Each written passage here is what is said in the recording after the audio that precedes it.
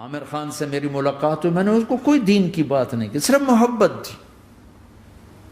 اب تک اس کے میسج آتے کہ میں زندگی میں کسی سے متاثر نہیں ہوا، تم پہلے آدمی ہو جس سے میں متاثر ہوں. میں نے کوئی جادو کیا، صرف محبت. لوگوں کو محبت دو، قریب ہوں گے. میں جب گیا بڑی مشکل سے اللہ نے، ملاقات کا کوئی راستہ ہی نہیں تھا، وہ مجھے نہیں جانتا تھا، میں اسے نہیں جانتا تھا، تو کوئی موقع نہیں مل رہا تھا ملاقات کا. تو اللہ نے شاہد آفریدی کو بھیج دیا. شاہد آفریدی اس کی دوستی تھی، ہمارا جو کرکٹر ہے. میں نے اس سے فون پر کہا یار میری ملاقات تو کرا. اس نے ملاقات کروائی. تو اس نے مجھے کہا آدھا گھنٹہ ہے، آدھا گھنٹہ. جب میں پہنچا میکسیمم پونا گھنٹہ. میں نے کہا ٹھیک.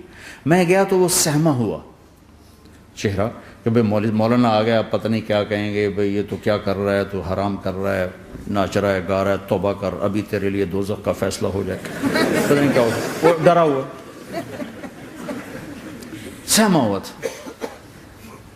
تو میرا ایک دور کالج لائف تھا. میرے اللہ نے مجھے ہدایت دی اور میں 3 دن کے لیے میں اس دوست کو، اس کی نسلوں کو دعائیں دیتا ہوں جو مجھے زبردستی پکڑ کے لے گیا. نہ میرا تبلیغ سے کوئی تعلق، نہ واسطہ، نہ میں کوئی ان سے متاثر. ایک لڑکا تھا، بنگالی تھا، گشت کرتا تھا، لیکن میں اس سے ذرا متاثر نہیں ہوا. میرا دوست متاثر ہو گیا تھا، تو میں تو ان کے قریب سے نہیں گزرتا تھا. تو وہ اور میں اسکول میں اکٹھے آ رہے تھے، کالج میں اکٹھے آ رہے تھے. تو وہ متاثر ہوا، وہ 3 دن کے لیے جا رہا تھا، تو مجھے بتائے بغیر میرا ہاتھ پکڑ کے لے گیا. مجھے کام ہے، چلو میرے ساتھ. اور میں اس کو انکار نہیں کر سکتا تھا، یہ میرا اس کا تعلق تھا. اب بھی اسی طرح بھائیوں جیسا تعلق. میں اس کا احسان ماں، مجھے زبردستی لے گیا. ہمارے پنجابی کی مثال ہے، کبے نو لت لگی وہ سیدھا ہو گیا. وہ جو ہوتا ہے ہنچ بیک ہوتا ہے نا، اس کو کسی نے لات ماری تو وہ سیدھا ہو گیا. مہربانی بھائی تیری لات سے میں سیدھا ہو گیا. تو مجھے تو وہ کبے والی لت پہ گئی. تو اللہ نے مجھے اس طرف لگا دیا. اور جب میری کالج لائف، میں نے کالج کا بہترین سنگر تھا، اسکول کا بہترین، یہ جنید جمشید کیا ہے جو اس زمانے میں یہ سارا کو ٹھا میں نے سارا کیا ہے. تو اب وہ بیچارہ ایسے بیٹھا ہوا. تو میں نے اس سے بیٹھتے ہی فلموں کی باتیں شروع کر دی.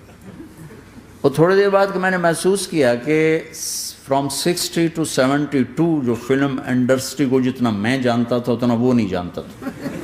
تو اس کے اوپر میرے علم کا روپ پڑ گیا. اس کی لائن کا علم تھا نا. تو حیران پریشان، یہ واز تو ہو نہیں رہا. تو کبھی دلیپ کمار کی باتیں شروع ہو گئیں، کبھی راج کپور کی شروع ہو گئیں، اور کبھی محبوب صاحب شروع ہو گئے، کبھی مدن موہن شروع ہو گئے. وہ آدھا گھنٹہ تو یوں ہی گزر گیا. تو آدھے گھنٹے کے بعد میں نے کہا جی ہمارا تو ٹائم اوور کا نہیں، اٹھیں چلے ادھر چل کے بیٹھتے. وہ کھانے کی ٹیبل پر تھے تو ہم وہاں جا کے بیٹھ گئے. پھر وہیں باتیں شروع ہو گئیں. جب اس کا سارا خوف دور ہو گیا اور ریلیکس ہو گیا، اس میں پونے گھنٹے سے 50 منٹ گزر گئے تھے. تو پھر میں نے کہا عامر بھائی آپ حج پہ آئے ہیں، اگر آپ اجازت دیں تو آپ کو اپنے نبی کا حج سنو. کہنے لگے ہاں جی ضرور سنائی. پھر میں 1.25 گھنٹہ بولتا رہا اور وہ ایسے کر کے یہاں سے وہ یوں نہیں ہوا. 1.25 گھنٹہ ایسے بیٹھ کے یوں سنتا، ہلا نہیں اپنی جگہ سے. لوگ محبت کے بھوکے ہیں، تم فتوے دینا شروع کر دیتے. 2 گھنٹے کی ملاقات کے بعد جب ہم نکلے تو نیچے تک چھوڑنے آیا عامر خان. حج کے بعد میں نے کہا ایک ملاقات اور ہو جائے گا، ضرور ہوگی. پھر اس کا میسج آیا کہ میں مدینے چلا گیا ہوں، معذرت چاہتا ہوں. میں نے کہا میں مدینے آ جاؤں گا. میں مدینے پہلے ہو آیا تھا حج سے پہلے. تو اس نے کہا کہ آپ 14 تاریخ کو آ جائیں، 4 سے 6 کا ٹائم میں نے آپ کے لیے رکھا ہے. تو میں جنید اور ایک اور ساتھی ہم دوبارہ وہاں چلے گئے. 4 بجے 4:15 ہم اس کے ساتھ ہماری سٹنگ شروع ہوئی. 4:15 سے 10:15 تک 6 گھنٹے مسلسل. اور اس کے ماتھے پہ ذرا نشان نہیں آیا کہ میں بور ہو رہا ہوں. اور اس کے بعد ہم اٹھے، اس کا جی نہیں چاہ رہا تھا کہ ہم اٹھ کے چلے جائیں. محبت. پھر ایک امتحان پڑ گیا. میں اجتماع میں تھا رائمنڈ کے پچھلے سال. اس کا میسج آ گیا میری فلم تلاش آ رہی، اس کی کامیابی کی دعا کرو. لے بھائی اے چنگی بڑی. میں کہا اب کیا کروں؟ جواب دینا بھی ضروری، دعا بھی نہیں ہو سکتی، کیا کروں؟ تو جب وہ میسج آیا تو میرے سامنے کوئی 10-12 علماء بیٹھے تھے. میں نے کہا بھائی یہ میسج ہے، اس کا جواب دو. کہا جی یہ ہمارا فیلڈ نہیں تمہارا ہے، تو ہی جواب دے. میں سارا دن سوچتا رہا، مجھے کوئی جواب سمجھ میں نہیں آیا کہ جان بھی بچ جائے، جواب بھی چلا جائے. پھر اگلا دن بھی گزر گیا، مجھے کچھ سمجھ میں نہیں آیا. میں عصر کا وضو کر رہا تھا، ایک دم اللہ نے ایک مضمون دل میں ڈالا. تو میں نے فوراً بیٹھ کے اس کو میسج کیا کہ عامر بھائی جو کریٹو ہوتا ہے نا ذہن، یہ اللہ کسی کسی کو دیتا ہے. تخلیقی ذہن یہ اللہ تعالیٰ کسی کسی کو دیتا ہے، ہر ایک کو نہیں دیتا. اور یہ اللہ کی بہت بڑی عطا ہوتی ہے. اور میں نے تمہارے ساتھ جو وقت گزارا اس میں نے دیکھا کہ اللہ نے تمہیں تخلیقی ذہن دیا ہے، تم کریٹر ہو. اور جو لوگ اس ٹائپ کے ہوتے ہیں وہ کامیابی ناکامی کی پرواہ نہیں کرتے، وہ اپنے کام سے کام رکھتے ہیں. آپ کا بھائی تو فوراً اس کا میسج آیا، آپ ٹھیک کہہ رہے ہیں، آپ ٹھیک کہہ رہے ہیں. بات ہو گئی. پھر میں تھا ہانگ کانگ، میں نے وہاں سے اس کو میسج کیا.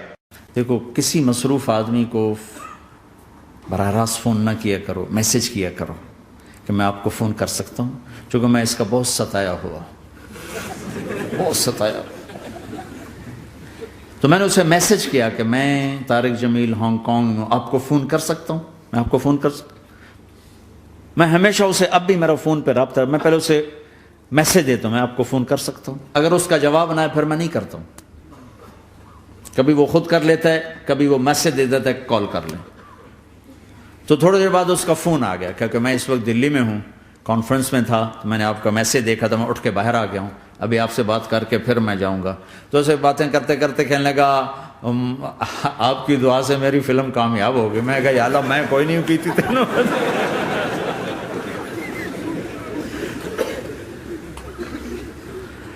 بھائیو محبتیں بانٹو، نفرتیں تو پہلے ہی بہت پھیل چکی. نشہ پلا کے گرانا تو سب کو آتا ہے، مزہ تو تب ہے کہ گردے کو تھام لے سب.